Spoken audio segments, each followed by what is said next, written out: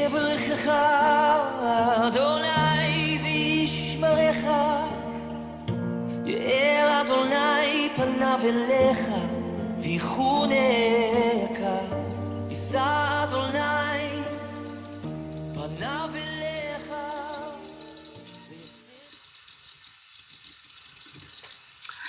Shalom, shalom, talo falava, pa talo fatu le mamalu sa mo mfayo na mafuta mai tatu por kalame le nei fiafi ia te pa talo fatu ia te oi ele sofa manu malo Yesu Kristo ia te pa talo fatu po ele sunga le faya onga ia ulale o mfayo na mafuta mai le nei fiafi talo fa ulale ia talo fas foi que o missionário Lise malo so fua malo foi le langi mama ni ele li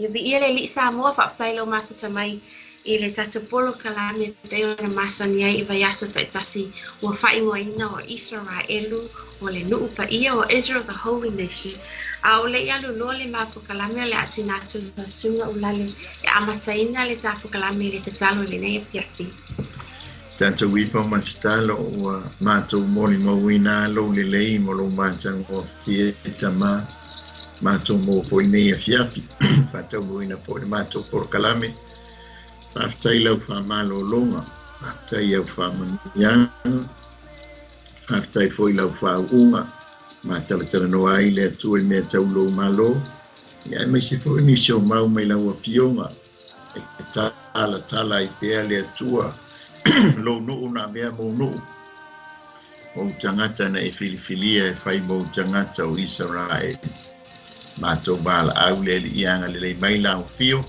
ia famia foi ata i latou umalava o matou feiloa i lunga o galugalu pea ua leʻea ono o lenei faamoemoe po lenei auaunaga ia famia foi lau auna iā mai ki le atua mo le insiniaina o lenei polokalame ia foi iā te oe le viiga ona o iesu amene ma amene na lor soifua Lise leva foi aso o le fetoa tatou e feiloa i lunga o le ngalo pe wele ia fatalo fatu sunga ia pe ona fatalo fatu sa mo le nei fiafi afsailo mafuta mai e po kalame pe ona masania vai asa taitasi fa ingoina Israelu no pa ia po Israel the holy nation e pe ona masania e foi o onanga ale Global Kingdom TV channel preach disciple and govern e lauina le upole tua e faso lea e ala le faso ina mai le upu ile afionga pa ia le tua a ole pola kalame le Israel e fasala no nai mata upu e fasino tonu lava ia Israel mai le tuspa ia po Israel le atunu o ia nei ia mani me foi o lo o valo ia e au ina tutufu it's tonu le no Israel so we talk about topics and topics and conversations about topics that are related to Israel. Lau sunga ulale ia e pena masanya ile no uleo Israel. Amen. E ni fa'atununga ale tua na fa'atunuina Israel. E hawina la so fa'atinuina. O nisi o nei fa'atununga o ni tau saminga po o ni ainga ua fa'atunuina i le atua le nuu o Israel ia o tau siaina pe fa'amanatuina mai ai fo'i le mafua'aga na fa'atunuina ai i le atua le nuu o Israel e tau si nei tau saminga o what we call the feast it's also considered a holiday i le kalena la fa'a iutaia e tofu lava le season ia le vaitau ma le se tau saminga e fa'amanatuina e pe ona tatala noa e fo'i se tasi o mataupu o mawai e se le kalena fa'atangata kalena o lo'o fa'aga e tatou e se fo'i le kalena o lo'o fa'againa e tagata i taia ma o lo'o sauni atu la tagata i taia po o tagata Israel e fa'amanatuina ia le Paseka ma o le Paseka na o le ole a fa'aonga tutonu ai le Talanoaga i le nei afiafi po o le a fo se mata puna o le afa ia o ngai ne sunga Ulale mo I tātou I le nei fiafia o le mafu anga le Paseka mo le au ngā fo I mo o he Samoa mau I le tātou va ia I le Paseka mani fe au lo loto le afiunga pa I le atua o lo au mai po moli mai e le tausaminga lea po le aso whapitoa lea o le Paseka ia o le mata upuna nei fiafi o le Paseka or the overview of Passover wa o lo sauni e ate fo tangata Krisiano e wha manatu se vai aso sao se eita o le vai aso sa pa ia le amata mai I le fase fulu aso le to tele na wha manatu ina ta o le Lent po se ana poni o lo I te tonu la le te spa ia le Lent po se ana poni le wa wha ngai lo wha manatuina I le taimi nei o le Lent ai amata mai na tau mai I le Paseka a le mata upul nei fiafi e maua mai te tonu o lau te spa ia ma ole atu ina atu lo lau sunga Ulale a wale whaafaya o ngai na lana pia pa ia ele nei fiafi be ele tu whaaftai fo I lau sunga missionary Maiava no pa ia yolta se faso a ia tu sai mal por kalame nei fia I fatalo fa nei wo mai masani ia tato felo fia lungo ngal pe wale ia ono nei por kalame malo so I fua malo langi mavi ele ni ole ia o le fetau fo ia mal vai tau le tato wo ia tu sai fo I male vai tau kalena le tato I le tau sa o la fa I nei masina ia maso tu ia la ia fo le vai asole o le Paseka ia ta wo fo ni so teletonungo o le vai aso po nga o le li ai tau le tite tu Lise se o mole fai tau le ale la tango fai tau atu le o le tanto tu fai tau e mo mai le so to es fululua ia fai mo o le ful mal fa ia mal colnito na mo colnito se umbanga colnito lima ia fai o prefito pa mai le o le so to le fululua fai mo o le ful mal fa ma fetalai mai leo Iova ia Mose ma arona I le nuu ai kupito o lo whapea mai. E a vele nei masina ia te o tau malua I masina o le masina mua lava lea ia te o tau le tausanga. I o lua whai atu il whapotonga uma o Israelu ia whapea atu. O le aso e se fulu o le nei masina, ia taitasi ai I lātou malana tama I māmoe a inga. O lātou tama, o le a inga ma le tama I māmoe. Pe a whai fo ia to I titi le a inga, e le mawhai o na uma. Sa lātou tama I māmoe, o na la whaatasi ai lea, ma le watua oi, o la a inga, e tusa ma le whaitau au whai o tangata. Ia whaatau le tamai māmoe ma tangata la tau te ai. Ia sao o na le leila o tau tamai māmoe o le poa e tasi lo na tausanga tau te au mai ai I le lafu māmoe. Po le lafu oti tau te tausi I ai se ia o atu I le aso se fulu ma le whao le nei masina. O na fasi ai lea o le whaapotuputonga. O na fasi ai lea e le whaapotuputonga a toa uma o Israelu I le afiafi. Ia lātou ave fo inisi toto ma amatu I pou e lua o le whaitstoa. Ma ona whaalava I lunga I o lātou whale, lātou te ai. Lātou te ai fo I le tino I le alava po, ua tunu I le afi, a toa fo I ma a reto I le whawheteina, ma la au ona la tau te ina iai. Aua tau te ai le e whaale leva po o tunua I le vai, a ia tunua lava I le afi, o lona ulu, mo na bae, mo na tōtonga. Aua foine iai se mea e toe, e o I le tae au, a o se mea e toe, e o I le tae au, ia susunu lava ia I le afi. Ia whapea foio no tua ai, o tau suru ngā titi e fusia, ma o tau se e o tau vai, ma o tau to i o tau lima, tau te ai whaata Lise o le Paseka lava lea ia Jehova. Awa o le pōna nei o te uia neai i le nuu ai kupito, ma o taia o matua o malava i le nuu ai kupito, o tangata a toa mamanu, o te whaasala foi i atua malava o ai kupito.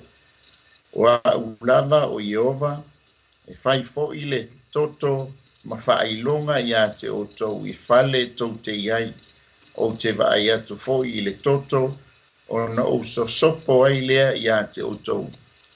E leo o fo ia te o tau le mala e whano ai pe a o taia le nuu o ai kupito.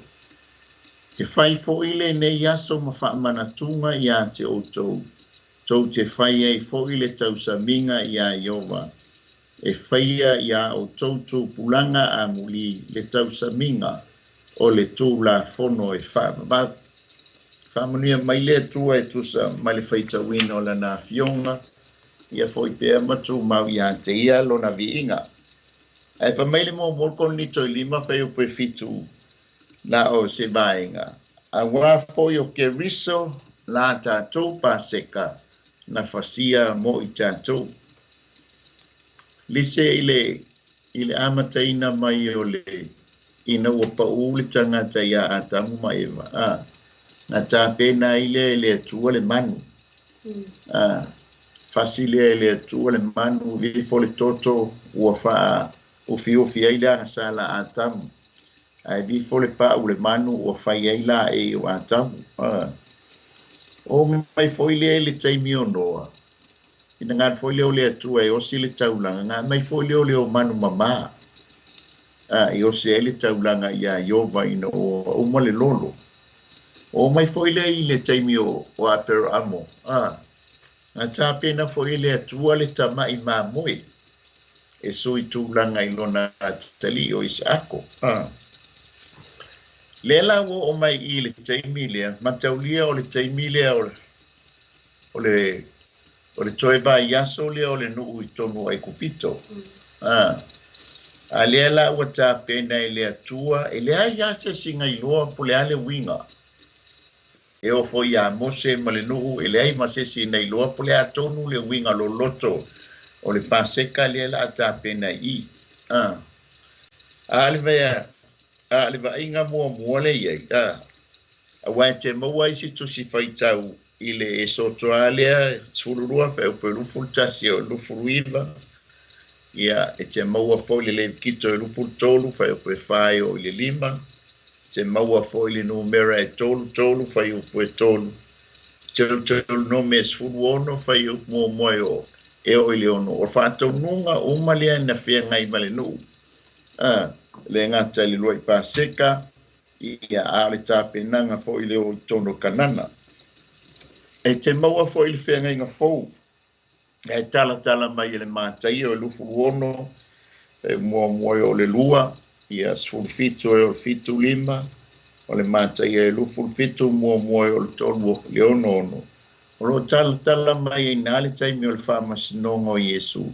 Taimi o le Paseka I lunga o le awhi o pito o lunga. Se I o ina ua o I maunga o olive, pu e mai ai nā le maunga o olive, a mai I le whale o taiafa, sasa ai matu Ulale. Se I o ina o I kalevaria ma maliu ai. Le Paseka le foi la tala mai ele mareko sulfa mal mareko sululima o le luka e lufulua fai o le luka e lufulua ma lufutolu o le Ioannes fulbalu ma suluiva ia ma le e pelu e sutasi fai o pe lufulbalu tu so tu sila ia o le fa matala mai ai mata mai ai o le fa tonunga ale atua na ave ilona no. Na ave lona nu. O le la au ese nei le nu mai I. E wa masani le nu le ka le na fa e peru. O le masina la le o a pipa le wo o ye. Tu so le masinga lona fitu na I ka le na fa e peru.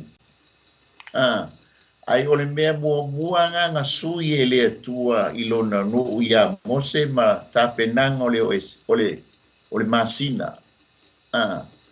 Kusanga sui mai le masina lona fitu. Anga ile masina mua le fe me ile tua.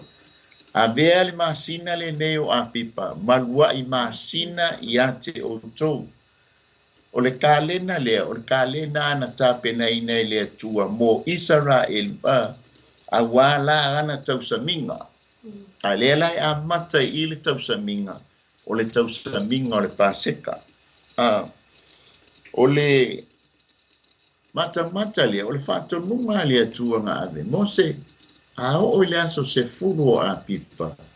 O ngā tau le tama uma po matai o ainga. E o tiki mai e tama I mamoi oile. I lato pa mamoi. Pe fili mai eile tama I mamoi. O le tama I mamoi poa. E leo tama I mamoi fafine. O le tama I mamoi tasilo na tausanga. E le lua tausanga. O le tama I mamoi foi e ato atoa ona le lei. That's right, yes. Tusala lea mai I ya Mose ya ele tua ya Mose malfato nunga.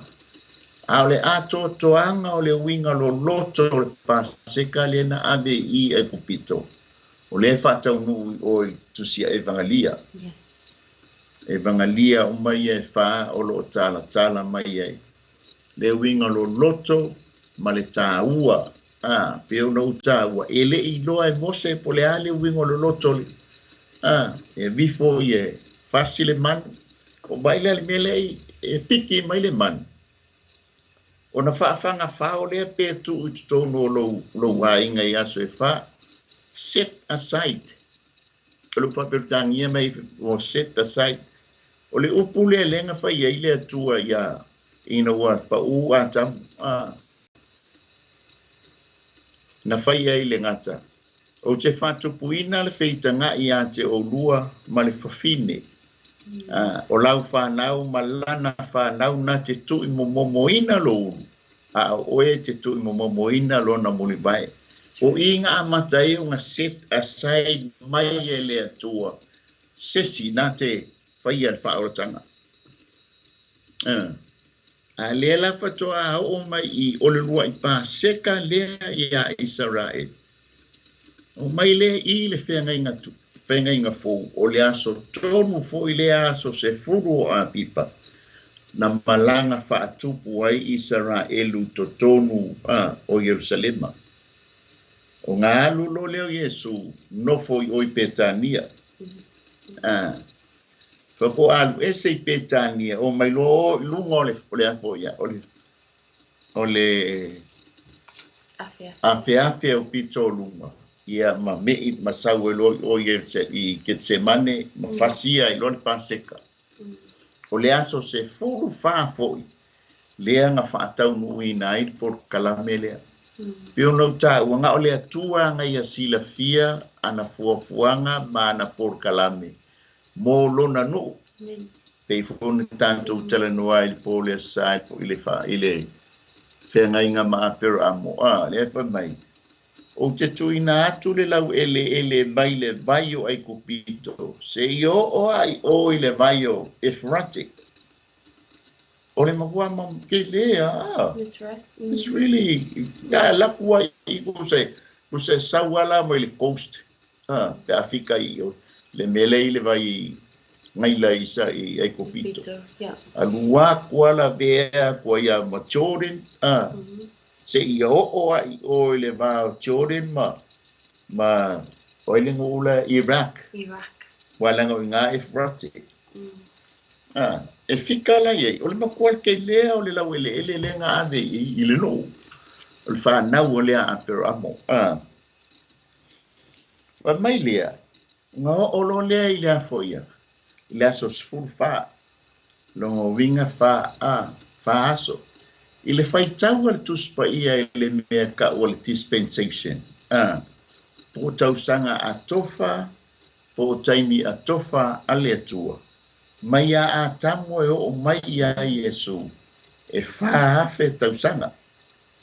a o luma o le atua e wha aso a o le tatou o langa o le tangata e wha awhe tausanga le anga whasi ai loa leo le mesia wha penga fo ila le man le fo le mamoe i ngā uma i a aso e wha sa tausili le i tō no lo wainga ma whaafanga whao le le ia o ke lo pewe na sangi mo le whanga whao i sa moa des o se e whaafanga whao lo se tama i pua se i tūlo ia o le makua wha pele a ia i tangata le ainga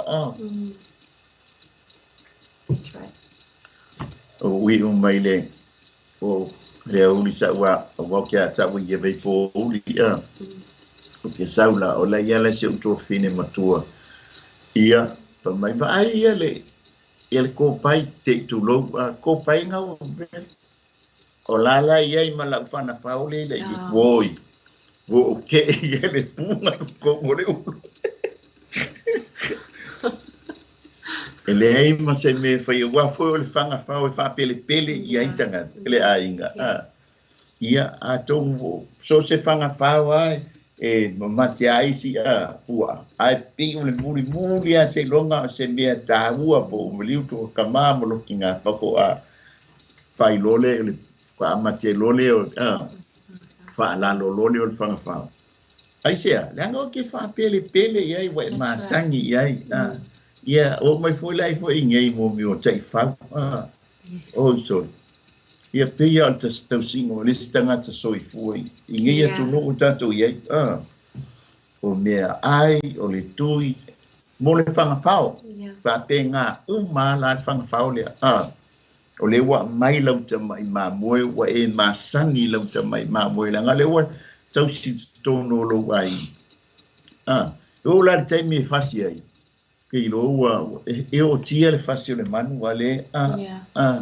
fa penga uma la ngono yes o le atua inga wa saulo na tali o fasia lo na tali e o ila va ina fo le ti ngar fina ngalo le atua ai ono le fina ngalo le atua ia ola le tangata o le whengainga ia ola le tangata o le whengainga i le ngata i tangata Israelu le anga o la tau o tangata o le whengainga ai mai se fo i tangata o nu e se leo tatu iai ina ua tātou talia Iesu Keriso e whai maali i mawhaola.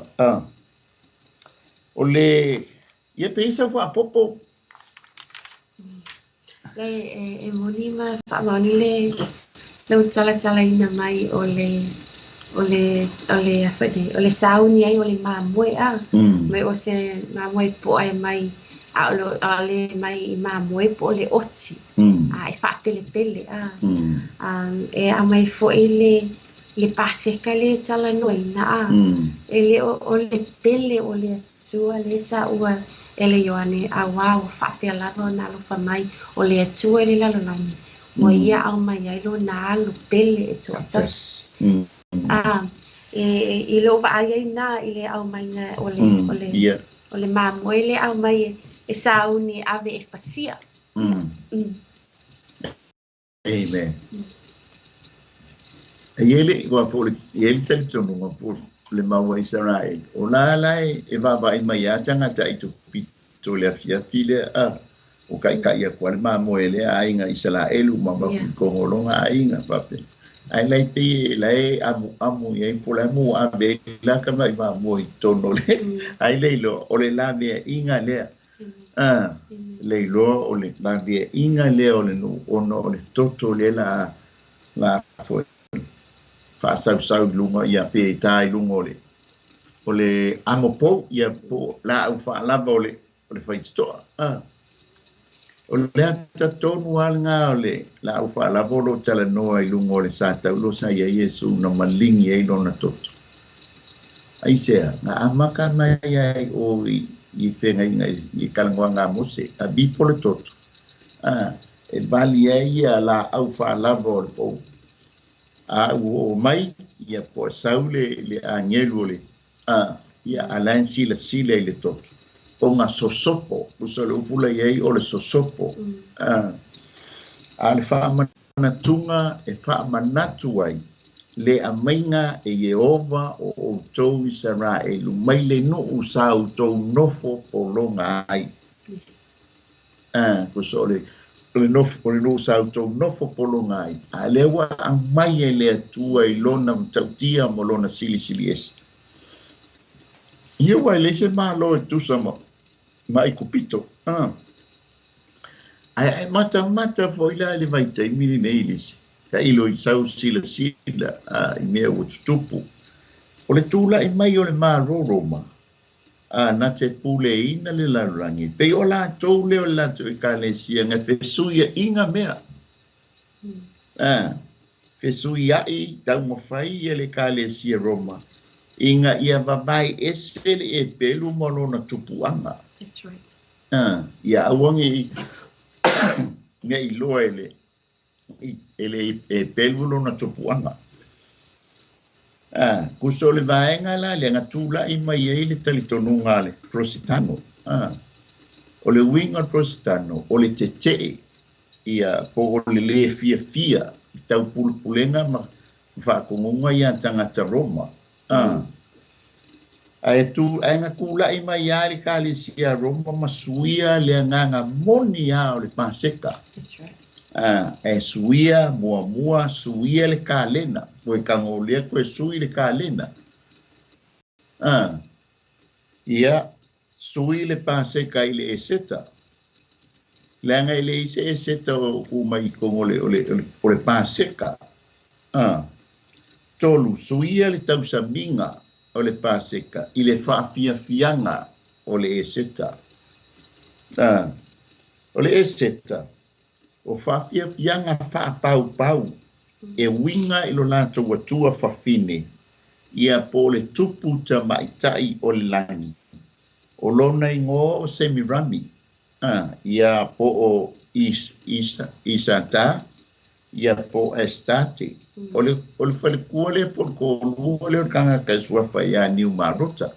Lea la ua o mai loa whai whaafiafianga ia. E wha manatu wai le eset. Ai ua ave ese le nganga o le Paseka.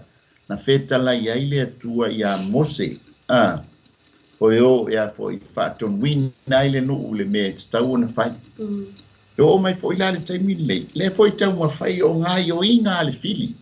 Ma le tia Apollo. Ina ia ave ese le nganga ma le loloto le Paseka. Na mafu ai o na mai le alo le atu. Ia, o se, me isau whapopo e lei.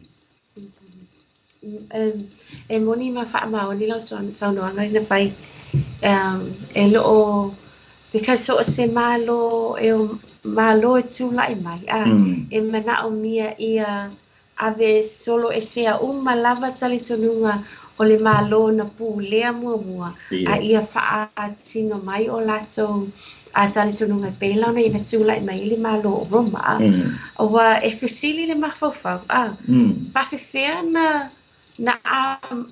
o le ale tau sanga na le ta uai ia le nei aso whapito o le Paseka e a mata loa I le e seta o le vai tau tonua le tūlai mai o Roma. Ni a o foi na whatoa o Mawaina na o iai te tonu o Israelu o so se atu nuu lava po se empire lava e tūlai mai e pūlea le nuu o le tua e tau mawhai lava e ave ese mai le nuu o le tua ma whaatonunga a le tua I lona nuu ai o mai te mine lai tato te maua lava I le ona one pule au le tua e tau mawhai ala le fili I ana tau mawhai nga matonga pitina ia awane I o mai le upu le tua a le o mai le taimi nei le o mawhai na tato popola le upu le tua ia mawhai tawina e pe o nei ai nei a fiapi Mei me ai sa pe fola sa moa e o mai lo malo fo kam fai lo e se ia la me Maiava a kon me le ia tu ava kon me fali tonu sui ala sa tanga I Jewish people tanga te utia wale yen ker ko mai taimi o mose pia ma le tolu Afele ma se lau tau sanga o lo la tau wha manatu lava tau sa minga le nei o Paseka. E tusa ma le whātou nunga a le atua. A o le taimi la le nei, ma le sa e o. O le ale ingo le maasina le wei e nge le taimi nei le wha manatu e le Paseka. Yeah, e sa e moni lava I peo na e ta ua. O le masinene a pipa.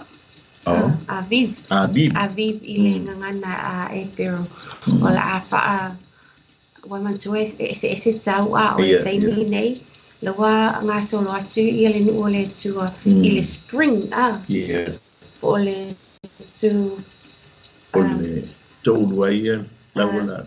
Yeah, o le spring po o le peleta o le o se season o mea fau. Okay.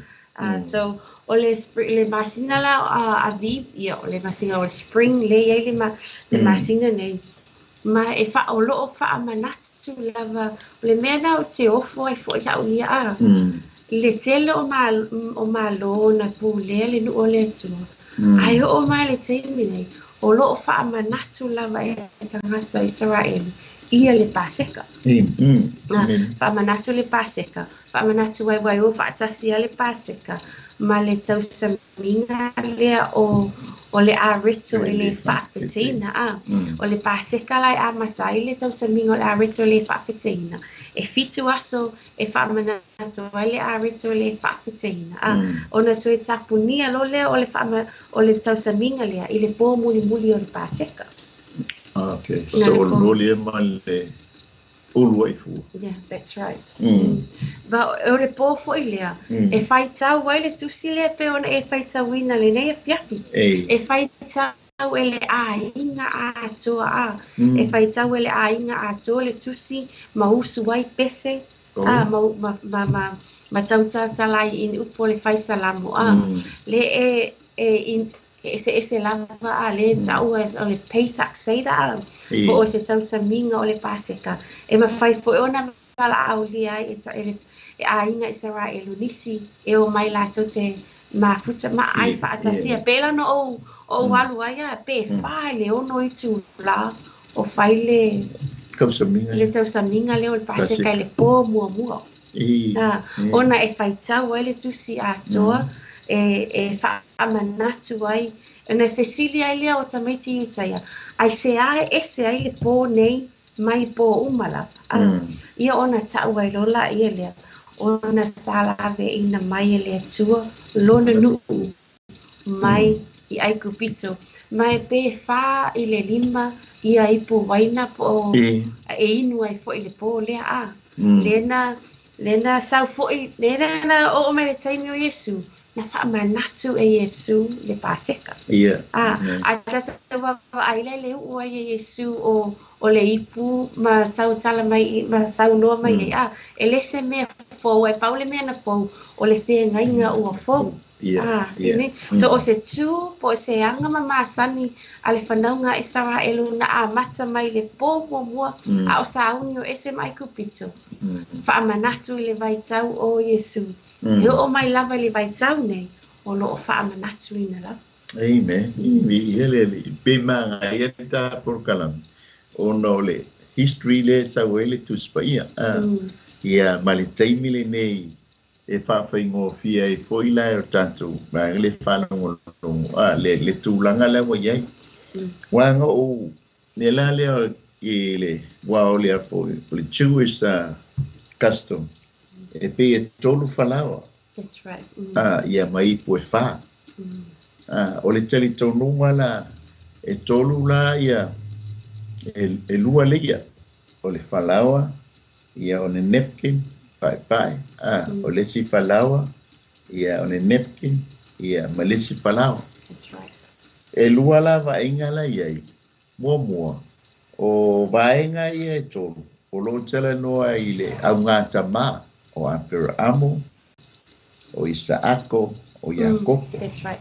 O ngau Isaako o le anga tau ave o osi ai le taulanga ai sui ai le mamoe ai o mai ai au lesi ba inga polisi tali tonu o lo tala noa o le leia mo o le tama sa o lo le ma le netting o le leia lo na lua e whae ngoa o le fiko men. Yes, afiko men. O lo talanoa ia Yesu ke riso o le alo. Ia maleleia muli o le ngang pa ia. O le alai o ngā tonu ai le fiko men I nepkini e lua. Yes. O le whamatalanga. O lo talanoa I o le teimi lea na mai ai le alo le tino Yesu mai le tātau. Ona whailole o le ie e au iai kuso le ie e au iai. Au iai le tino Yesu na tuulo le tonu I o. Ia, ai matau lia fo le temi na uto e tū mai. E watu yes, e watu pe te leo mai oane. O la ua ngau le le ia. Ngau le le ia le I tongi ai lalo. E iai le afo tali tonu ngā. O le tangata lea e toe sau. That's right. E toe sau lea la ka ko ke whaatali e lona toe. E lona toe a fio mai. Ia pule au pole hale tali tonu ngā I tali tonu ie. Po wa inga e te. Ta inga ie lua mua lo talanoa le unga tama. Afele amo isa ako ia ko. Lona lua. Lo talanoa le ai ngā tua. O le tama. Alo. Ia malianganga pa ia langa le fikol men a o le taimila le Lise pasa mai ona vai lua le Yes. ona tuule I ai Afele le sipito le o le fikol men wana na Yes, that's right. a umar sanginga o toi a mai le to su e mai le o lo tala no le taimile nei e a foi wa mali wa Yesu ke vis a le sipat o lo tala no le kaimio lo nga second coming le tanto te fatali iai. That's right. Tau mai lo le ipu. E lua foi va inga ma tali tonunga la e mata mai iai. O fa ipu. E tolo tala noa I mataulia o Israelu lenga iai. O ipu ie fa. E tofu wa ipu ia male mamanu. O manu. E iai le ata o le leona. E iai le ata o le povi taanoa, e iai le ata o le tangata, e iai le ata o le aeto. O ipu ia, e tā ua o ipu o Iosefa. E te le fo ila winga lo loto o le wha lea. Manu lea fo ila e mai o eskelu, pe o lea mai ata o wili. Manu e wha. Ia, po le ata fo ilea o lae I stonu o le o lumona no fuali o le tua. Ai mata fo I fai e vangalia. E fa. E tala noa fo I manuia. O mataio e a maia le leona o ia o le tupu. Yes. Mareko e a maia le povita noa o le auauna. O Luka e a maia le ata o le atali o le tangata. O Ioane e a maia le manulele le o le aeto. Kusa o le wha e vangalia.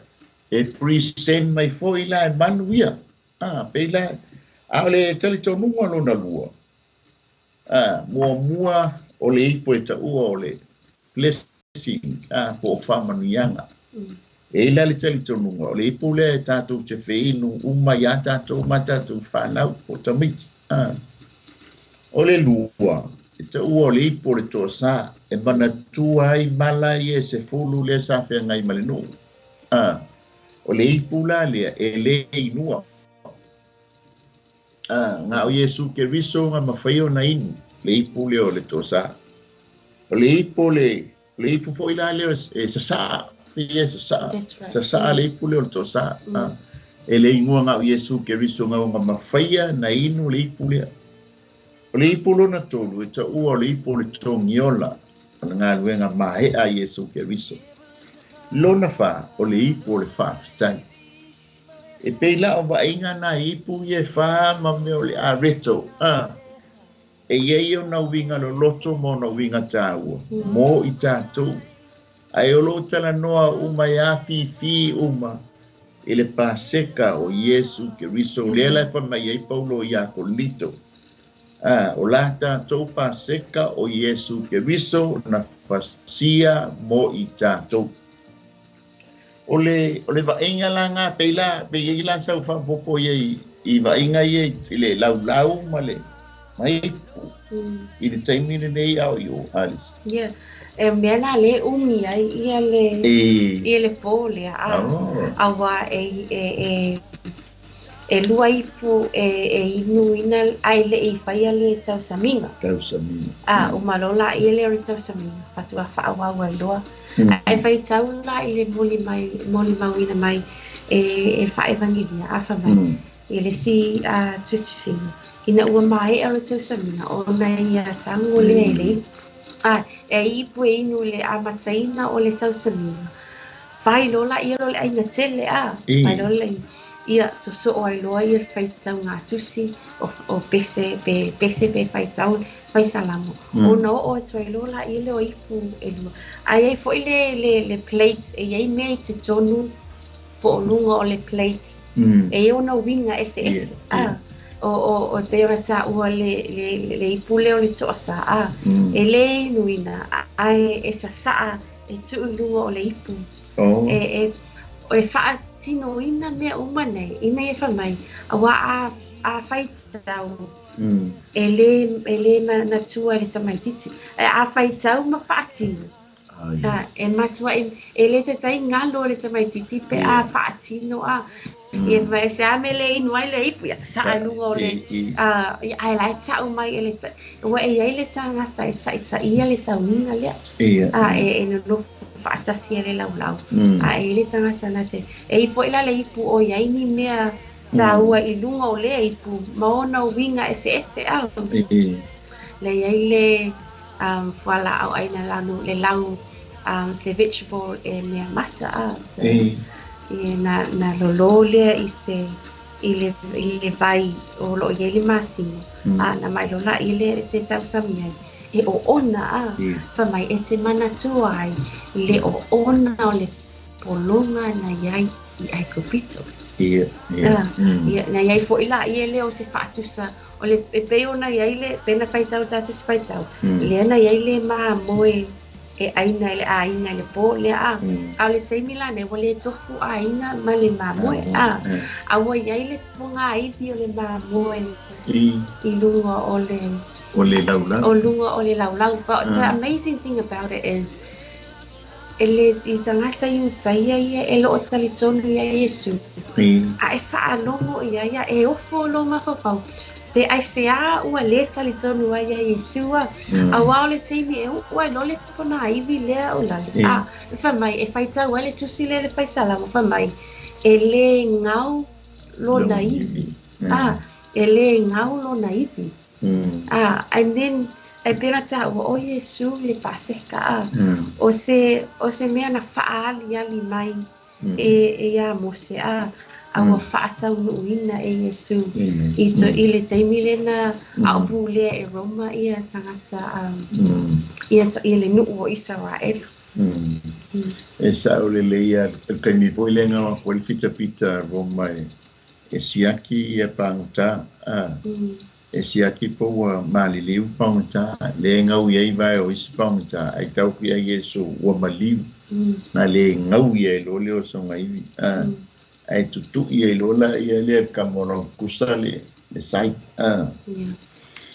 it's interesting mara ia le tatu le pole e te lo ai o le mamoe e le so na pona o le mamoe le so na pona o le tangata e a foi o le Paseka e le ai so ngai e ngau e foi nei a le te o mai wa tatu lo mamoti no o Yesu le Paseka le a le to te le o tangata i tanga la to te lo tali ina o Yesu lo fa no ina le Paseka o le la to te tonunga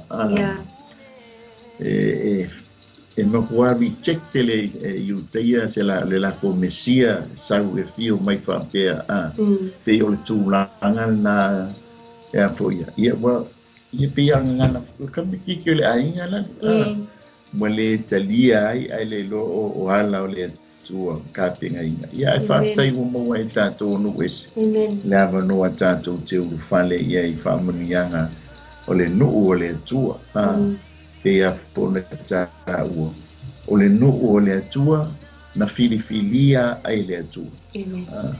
E pea fu whamainga o i pōpuanga ia are pelena le atua le anga whaia le atua ia aperamo.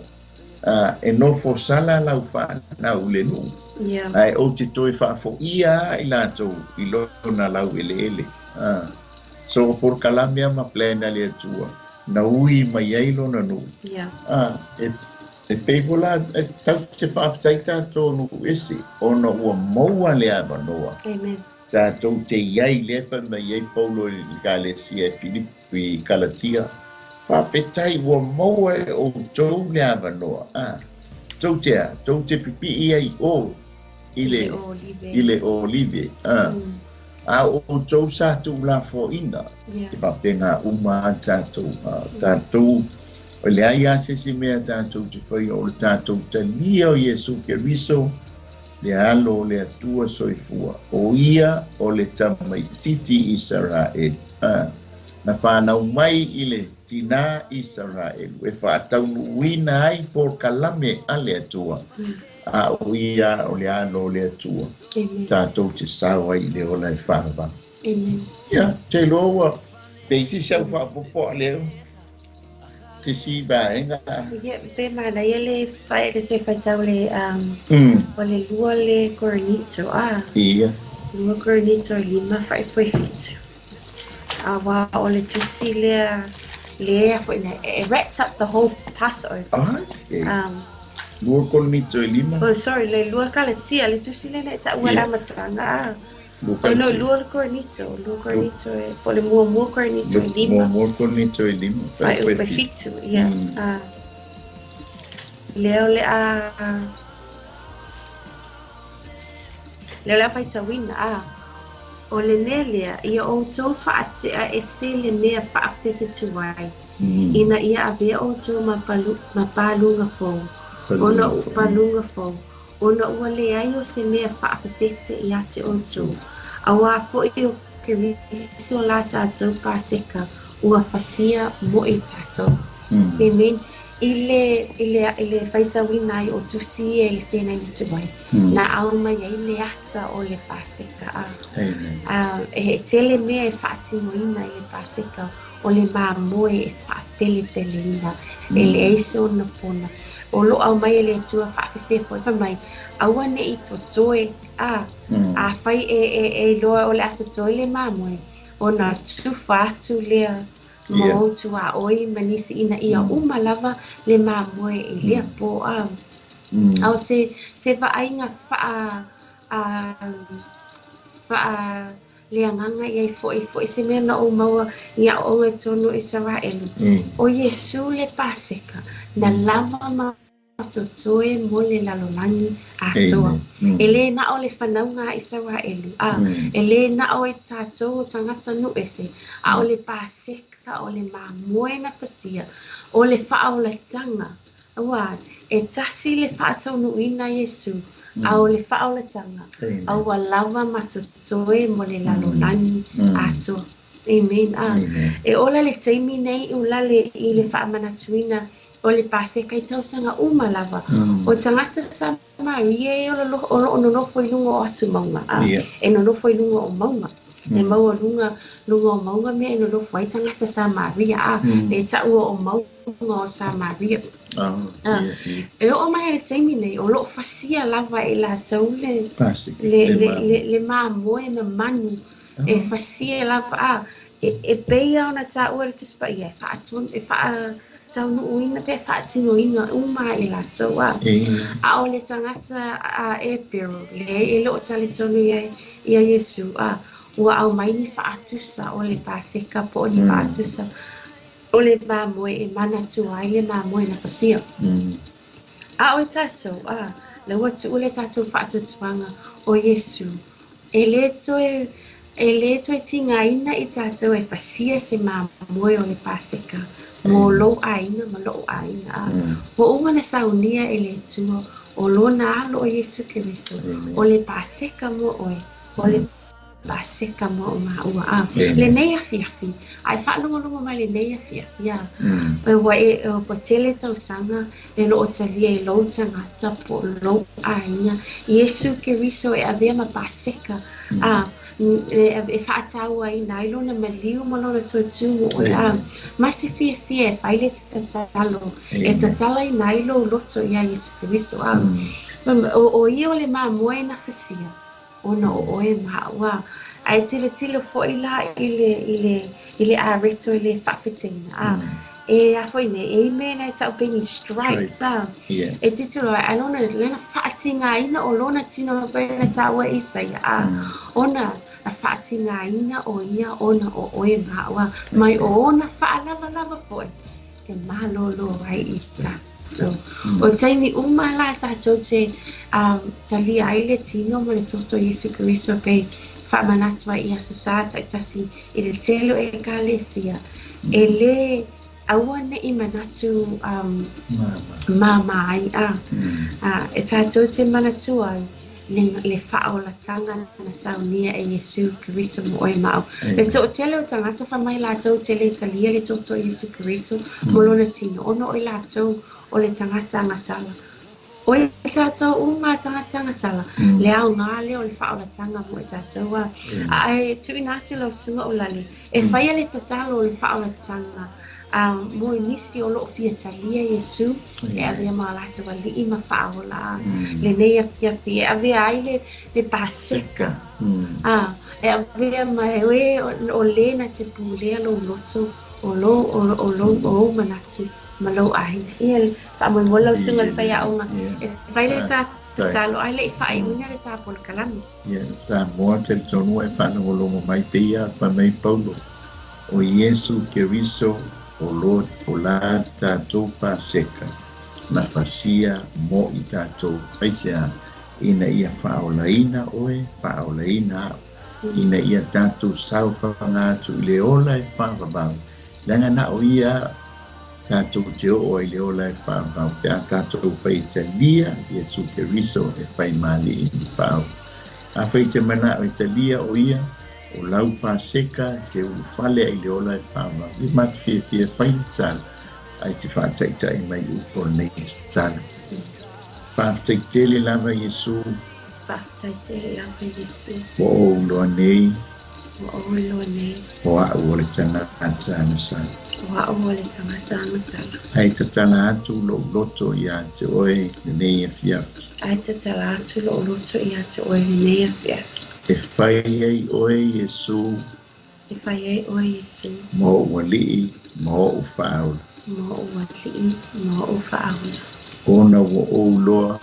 Ona wo o loa. O e lava o le Paseka. O e lava o le Paseka. E o lai lo tangata. E o lai lo tangata. Whaaftaitele Yesu. Whaaftaitele Yesu. I lo taliaina o au. I lo taliaina o au. Whaamangaloina o ngasala umala. Ma whaamangaloina o ngasala umala. Ma aveai o au. Ma aveai o au. Se tasi o lo pau ai ngai lai.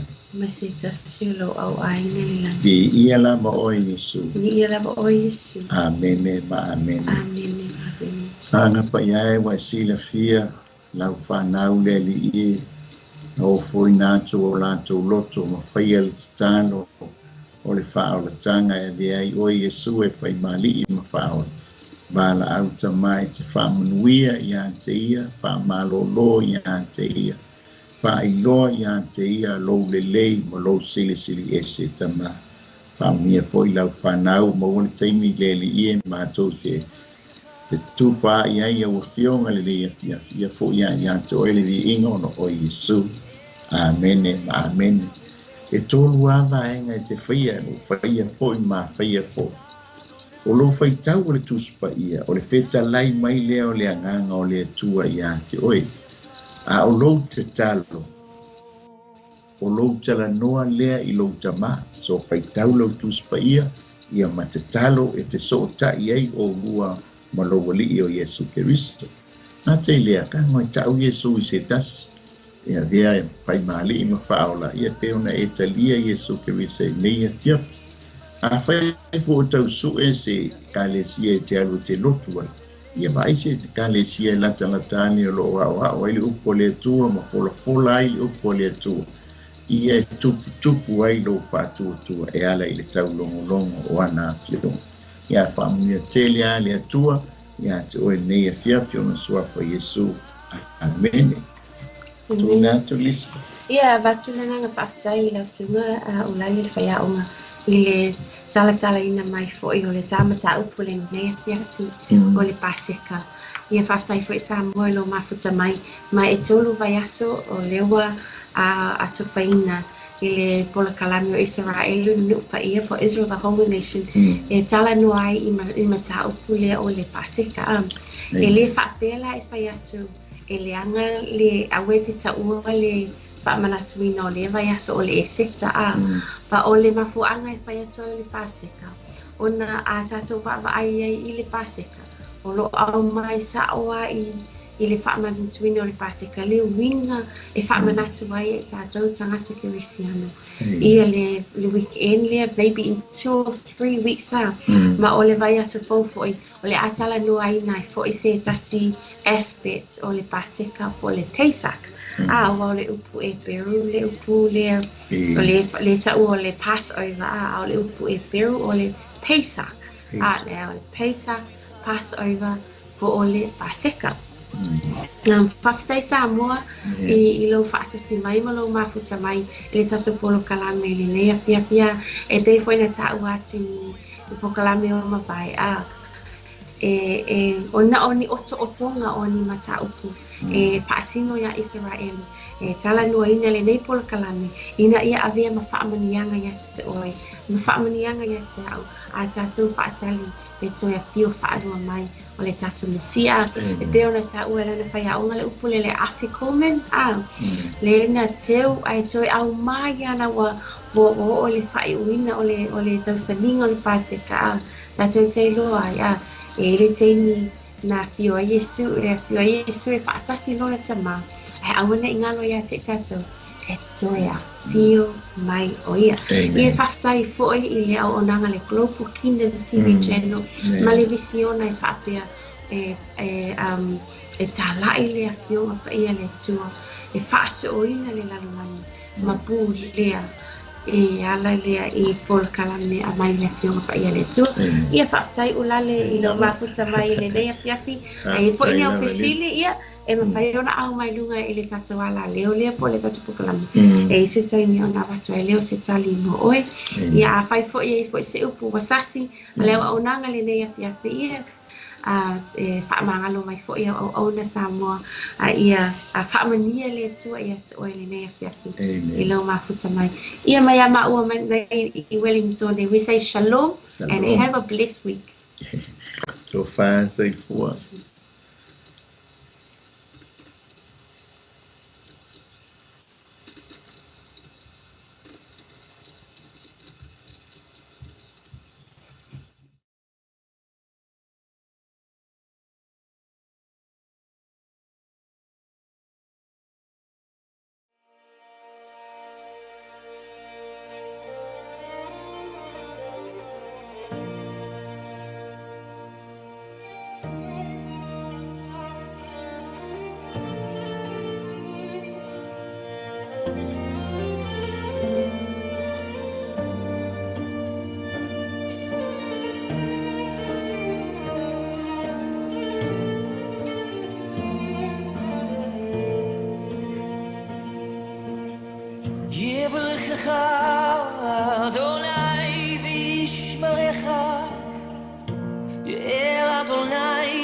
אליך ויחונך יישא אדוני פניו אליך וישם לך שלום.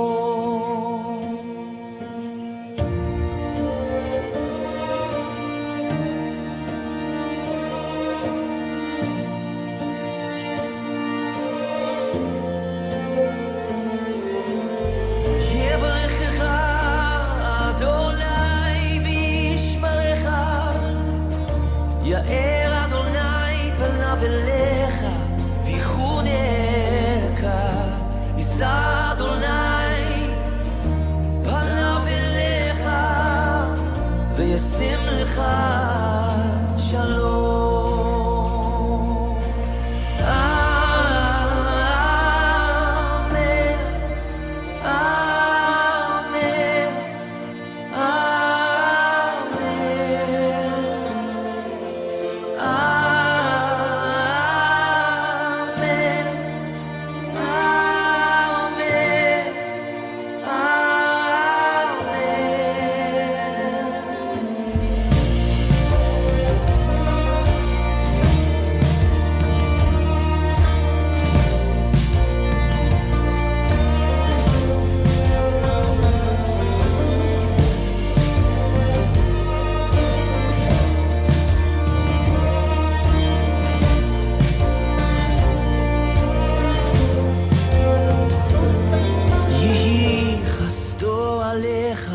לאלפי דורות, משפחתך וילדיך, דורותיך אחריך, רוחו תלך לפניך, לצידך אחריך, מסביבך בליבך, הוא איתך, הוא איתך, בבוקר ובערב, בצאתך ובואך, בסבלותיך, באושריך, הוא איתך, הוא איתך, הוא איתנו, עם כולנו, הוא איתך, הוא איתך.